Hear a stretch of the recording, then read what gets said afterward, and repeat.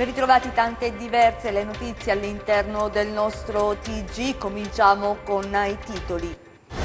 Riunione in prefettura per decidere il piano di intervento per il centro storico di Cosenza, come utilizzare i 90 milioni di euro. Macabro episodio nel cimitero di Vibo, dove la notte scorsa sono state rubate 7 bare da una cappella gentilizia. Sull'episodio indagano i carabinieri. 3 chilogrammi di cocaina sono stati ritrovati dalla polizia in un canalone a Rose, la zona è la stessa in cui la scorsa settimana è stato catturato il latitante Francesco Strangio.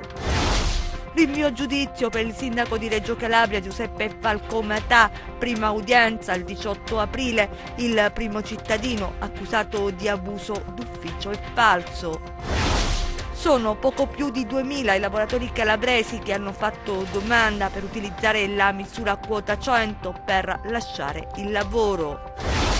Cosenza sperimenta il muro della gentilezza, idea nata in Iran per aiutare i più bisognosi. Obiettivo è raccogliere indumenti usati da destinare al popolo degli invisibili. Il Cosenza supera brillantemente l'ostacolo cremonese e sale in classifica. In Serie C sconfitte per Rende, Regina e Vibonese. Ben ritrovati, nuova edizione del nostro TG. In apertura il futuro del centro storico di Cosenza. Oggi la prima riunione in prefettura per decidere un piano di interventi. Si procederà per step. Obiettivo è quello di utilizzare i 90 milioni di euro stanziati dal CIPE. Vediamo. Attorno al tavolo in prefettura il confronto è sulle idee. Ci sono le risorse del CIPE, 90 milioni di euro da investire in progetti per far ripartire il centro storico di Cosenza, la parte antica della città, i vicoli in cui ha passeggiato prima dell'incontro nel Palazzo di Governo il capogabinetto del ministro Bonisoli e lei Tiziana Cuccoluto, magistrato di professione, che parla di progetto pilota nell'Atene della Calabria. Gli interventi previsti per i centri storici sono per Cosenza, Napoli, Taranto e Palermo. Questo è il primo CIS, cioè il primo contratto di istituzione di sviluppo che stiamo cercando di realizzare come Ministero dei Beni Culturali, con il Ministero del Sud, che pure oggi è presente con il capo ufficio legislativo. Quindi questo davvero per questo Cosenza potrebbe essere un progetto pilota, ecco perché anche tanta la passione, tanta la volontà, tanta la voglia che venga fuori un'anima anche di questo progetto. Primo step, una firma che potrebbe arrivare entro l'estate. Quello che è importante sarà almeno dopo l'estate, e io spero anche prima, di firmare il contratto istituzionale di sviluppo. C'è bisogno dell'intesa tra Regione, Provincia, Comune e del percorso. È uno dei punti della discussione su cui si concorda deve far parte l'università, una riunione proficua. La Regione c'è. Punta sull'innovazione di prodotto e di processo, altrimenti il centro storico rimane immobilizzato in se stesso. Credo che sia una bella giornata e noi ce la metteremo tutta come Regione ad accompagnare questo processo. Ci sono 2 anni di tempo per trovare una sintesi e definire le procedure. I contratti vanno firmati entro il 2021. Noi abbiamo portato la nostra proposta, è una proposta operativa, concreta, che parte dal presupposto del recupero della residenzialità e anche di dare una nuova vita soprattutto al centro storico. È inutile restaurare, recuperare le mura se non c'è una vita, se non c'è un'idea di rigenerazione urbana. Quindi noi pensiamo che sia fondamentale portare nuove attività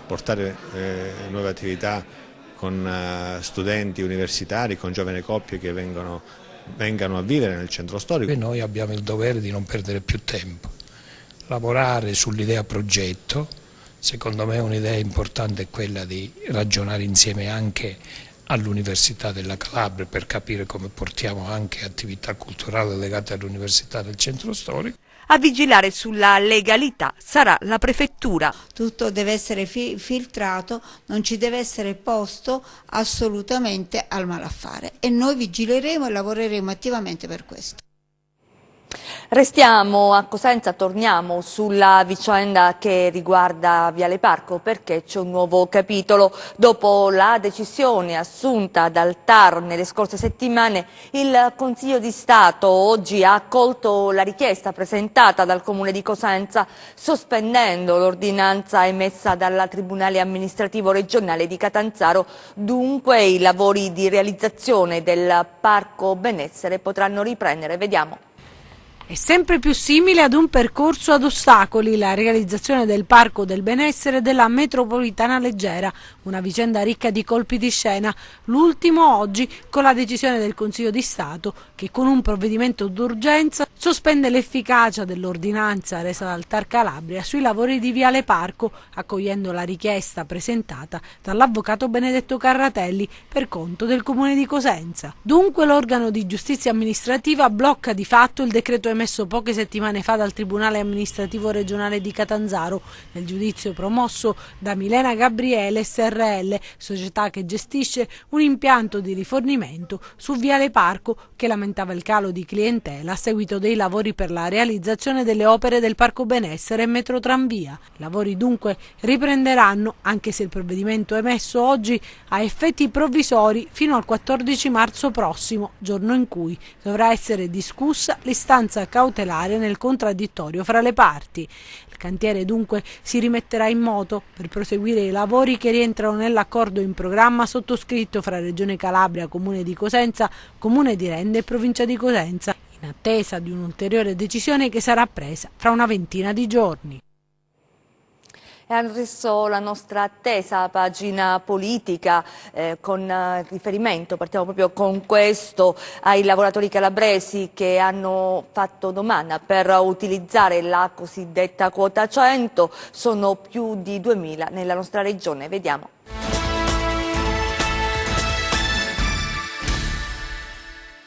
Mentre in Calabria più o meno in 2000 approfittano della misura quota 100 per lasciare il lavoro, la Regione prova a riorganizzarsi, a cominciare dai dipartimenti, che tradotto significa meno postazioni che dovrebbero passare da 132 a 115. Certo, non è chissà che cosa, ma quantomeno è un segnale che va nella direzione dello snellimento della struttura organizzativa da sempre elefantiaca. Tutto questo avviene o dovrebbe avvenire in un momento in cui il vicepresidente della Regione, Francesco Russo, ci dice che l'export calabrese tira con un 20% in più nei primi trimestri del 2018.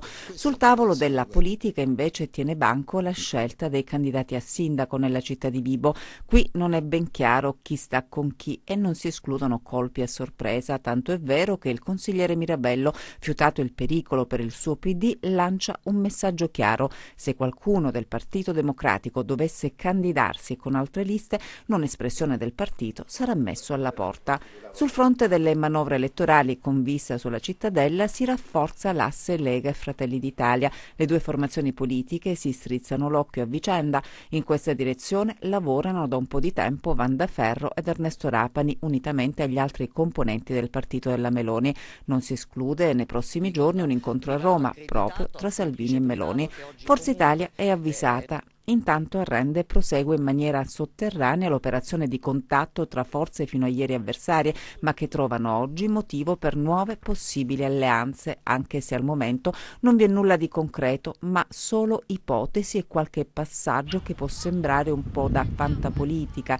Di nomi in campo, a parte le note candidature, non c'è nulla.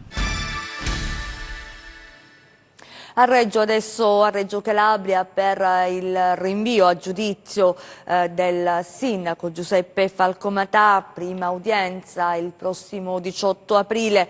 Il primo cittadino è accusato di abuso d'ufficio e falso, la vicenda è quella del Miramare, vediamo.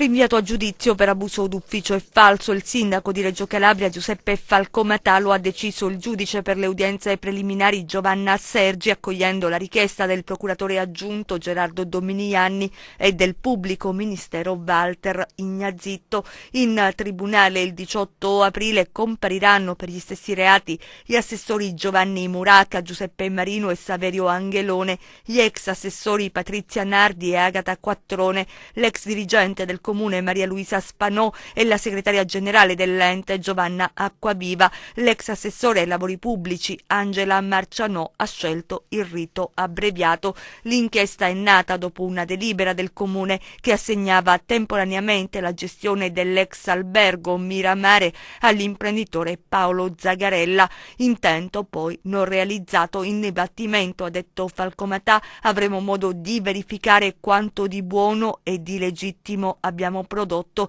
Siamo tranquilli e continuiamo a lavorare concentrandoci sulle cose più importanti per la città. Ci spostiamo a Vibo per davvero un brutto e macabro episodio. Al cimitero sono state rubate 7 bare in una cappella gentilizia. Sull'episodio indagano i carabinieri. Vediamo. Inquietante scoperta al cimitero di Vibo Valencia. 7 bare di una cappella gentilizia appartenente alla famiglia di un imprenditore vibonese residente in Toscana sono scomparse nel nulla. Ad accorgersi che qualcosa non andava, un amico della famiglia proprietaria della cappella, che recandosi nel luogo sacro ha notato le lapidi frantumate e in alcune buste persino una parte dei resti delle spoglie delle persone lì tumulate. È una vicenda macabra, dai contorni ancora tutti di chiarire, quella sulla quale hanno avviato indagini i carabinieri. Come dicevamo, a fare l'inquietante scoperta un uomo che innanzitutto ha notato come la scritta con i cognomi di famiglia fosse stata rimossa dalla sommità della cappella e che il cancelletto era coperto da un telo utilizzato per celare tra l'altro la presenza di un lucchetto nuovo. All'interno della cappella, risalente ai primi anni del secolo scorso e ristrutturata da poco, tracce di lavori e in una busta appoggiata sul pavimento una parte dei resti delle persone tumulate. Le lapidi erano state frantumate e nei ripiani non vi era più traccia delle 7 bare, sparite nel nulla, dissolte, soltanto detriti per terra, detriti del cemento utilizzato per ammurare i contenitori delle spoglie. Fatta questa strana scoperta, lui stesso ha pensato di contattare un parente della famiglia, un broker finanziario che vive in Toscana, per avvertirlo della macabra notizia, lasciandolo comprensibilmente incredulo. Dopodiché sono stati avvertiti i carabinieri, che hanno immediatamente avviato indagini per risalire ai responsabili del gesto assurdo quanto macabro. Responsabili che, in base a quanto è stato possibile prendere dalle stesse fonti investigative, possono essere entrati nei locali anche nei giorni, se non addirittura settimane precedenti, senza destare nell'occhio, anche per via dell'assenza di impianti di videosorveglianza. In ordine al movente poi non si esclude alcuna ipotesi, anche se quello delle messe nere sembrerebbe perdere credibilità, in quanto non sarebbero stati rinvenuti elementi tali da avvalorare questa ipotesi. Ad ogni modo, gli investigatori stanno procedendo per i reati di danneggiamento, furto e vilipendio di cadavere. 3 chilogrammi di cocaina sono stati ritrovati dalla polizia in un canalone a Rose. La zona è la stessa in cui la scorsa settimana è stato catturato il latitante Francesco Strangio. Vediamo. 3 chilogrammi di cocaina conservati in involucri termosaldati sono stati ritrovati dagli agenti della squadra mobile della sezione di polizia giudiziaria della Procura della Repubblica di Cosenza nel territorio di Rose, nel Cosentino. La droga è nascosta in un canalone dietro la palazzina, al cui interno giovedì scorso, il 14 febbraio, è stato arrestato dai carabinieri il latitante Francesco Strangio, ritenuto contiguo alla cosca Strangio Ianchi di San Luca, definito pericoloso dagli stessi inquirenti. L'uomo, considerato un vero e proprio broker del narcotraffico internazionale, sarebbe stato lui, secondo gli investigatori, a gestire in prima persona il traffico di cocaina dal Sud America. La droga rinvenuta nella zona è da ricondurre alla presenza di Strangio a Rose. Il latitante, sentendosi braccato, ha cercato di disfarsene. Saranno le indagini a chiarire cosa è accaduto. La sostanza stupefacente, sequestrata dalla polizia una volta immessa sul mercato, avrebbe fruttato oltre 100.000 euro. Le altre notizie di cronaca nelle nostre brevi.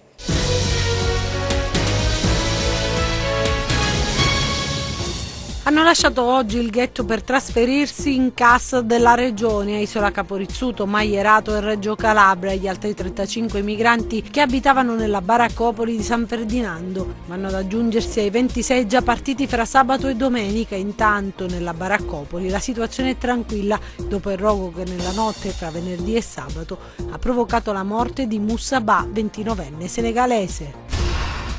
Avrebbe aggredito con lo scopo di rapinarlo il titolare di un pub pizzeria del centro storico di Catanzaro per portargli via l'incasso della serata, senza però riuscirci, a seguito della reazione della vittima. Un cittadino marocchino di 20 anni è stato arrestato dai carabinieri e posto ai domiciliari in una struttura di accoglienza di Lamezia. Le indagini militari hanno consentito di ricostruire quanto accaduto la notte fra sabato 19 e domenica 20. All'identificazione del giovane, noto per altri furti commessi in città, i carabinieri sono giunti grazie alla descrizione dei fatti fornita al titolare dell'esercizio commerciale e dai filmati della videosorveglianza. Un incendio si è sviluppato in un appartamento al quinto piano di uno stabile a Crotone. Nessuno è rimasto ferito. Sul posto sono intervenuti i vigili del fuoco che hanno provveduto a spegnere le fiamme. Grazie al pronto intervento il rogo è rimasto confinato in una stanza senza propagarsi all'intero appartamento. Il TAR del Lazio ha ordinato nuovamente al Ministero dell'Interno entro un mese di consegnare tutti gli atti di valutazione dei quali ha portato nel marzo dello scorso anno allo scioglimento del comune di Scilla per presunte infiltrazioni della criminalità organizzata. La decisione è contenuta in un decreto monocratico a firma del giudice delegato della prima sezione del TAR. Cosenza sperimenta il muro della gentilezza, si chiama proprio così, l'idea è nata in Iran per aiutare i più bisognosi, l'obiettivo è quello di raccogliere degli indumenti usati da destinare chiaramente a chi ne ha bisogno, al popolo degli invisibili. Vediamo. Questo è il muro della gentilezza installato in piazza 25 luglio a Cosenza, un muro che non divide ma che testimonia la solidarietà concreta.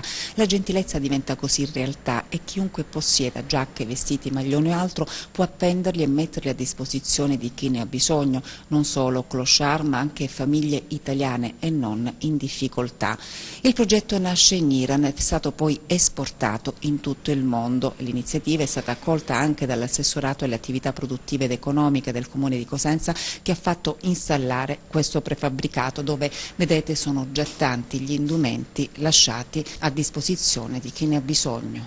Non pensavamo che riscuotesse tutto questo successo il muro della gentilezza. Questo dimostra come ancora siamo tutti noi sensibili a cercare di aiutare il prossimo. Come è nata l'iniziativa? Guarda, è nato dai social.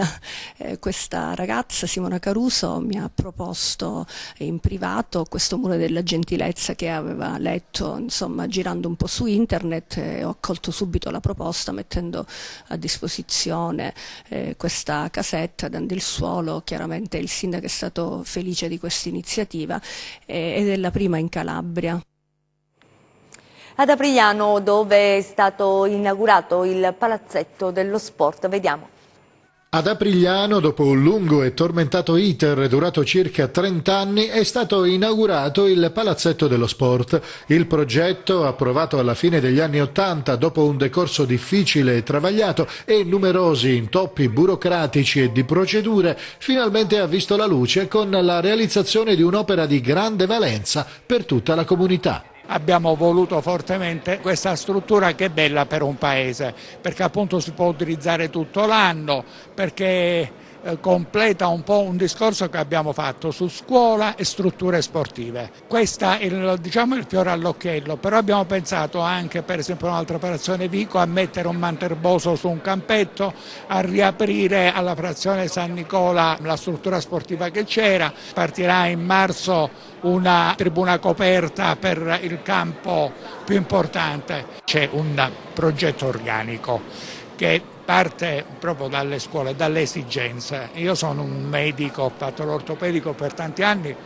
e so perfettamente quanto è importante lo sport, il movimento, l'attività fisica proprio per la salute fisica e mentale delle persone. E poi è sempre socializzante. Il Palazzetto dello Sport è stato intitolato ad Ermanno Lepera, un giovane apriglianese appassionato e attento alle attività sportive, scomparso nel 1968.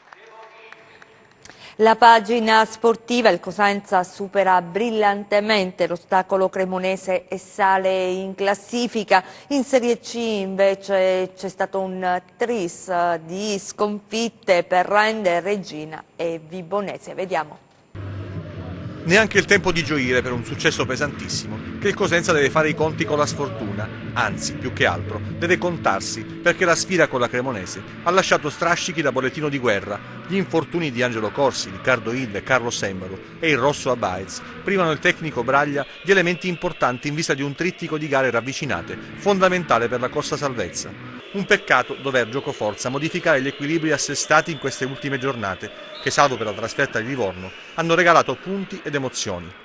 Vedi quelle provate nel confronto con i grigiorossi, strozzate in gola in occasione del rigore battuto da Gianluca Litteri e parato, prodezza più che errore, dall'ex Nicola Ravaglia, o quando Baez pesca Bruccini in mezzo all'area, ma il suo colpo di testa si spegne sul palo, appuntamento con il gol soltanto rimandato. Sull'infortunio di Embalo, gli altri frame degni di nota del primo tempo, l'occasione per Strizzolo, finita al lato e la mischia tra giocatori calabresi e lombardi per questioni di fair play, la testata Baez, colpito da Terranova, espulso dall'arbitro Baroni.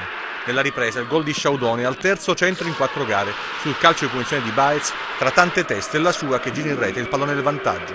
Il centrocampista potrebbe anche chiuderla la gara poco dopo, sempre su invito dell'onnipresente Baez, ma Ravaglia si oppone bene.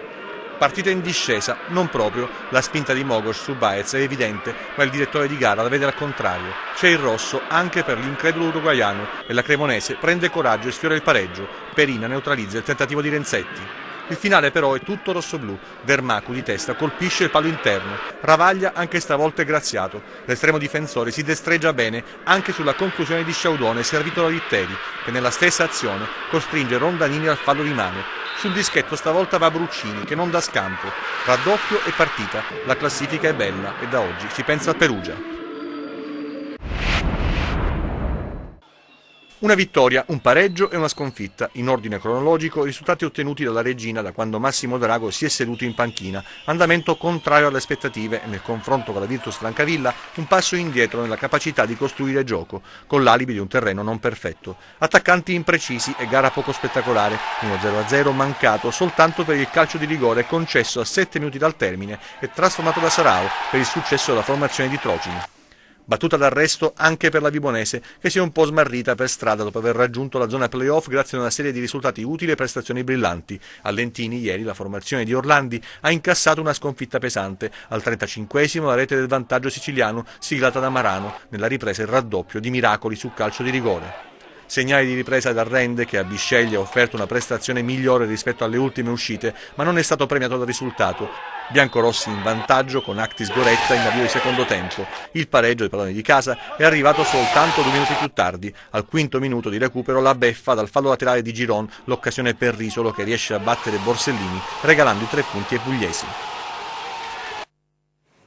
Chiudiamo con le previsioni del tempo.